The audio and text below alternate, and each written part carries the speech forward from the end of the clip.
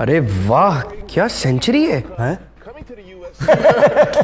अब अभी मैच शुरू नहीं हुआ, सेंचुरी किसकी हो गई? भाई मैच तो शुरू हो चुका है तरक्की का, और सेंचुरी हुई है सीएम पंजाब मरियम नवाज की।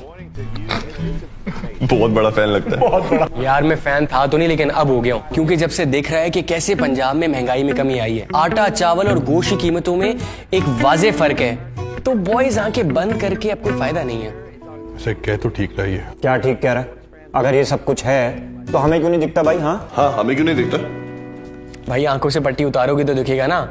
ये देखो, पिंक गेम्स, किसान कार्ड, ग्लोबल आईटी पार्टनरशिप, और तो और अब सेहत तुम्हारी दहलीज पर। भाई ठीक कह रही है। क्या ठीक कह रहा है? बार बार ठीक कह रहा है। अगर ये सब कुछ है तो ये बताओ कि यूथ के लिए क्या किया, पूछो। हाँ, यूथ के लिए क्या किया? सीएम बाइक स्कीम, क्योंकि जब तुम घर से निकलोगे ना तभी देखोगे कि कैसे तरक्की की जानिब चल पड़ा है पंजाब।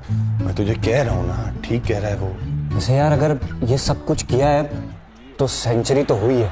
यस बॉस, और मैच भी शुरू हो गया। ओए मैच शुरू। मरियम नवाज के 100 दिन, खिदमत के 100 दिन।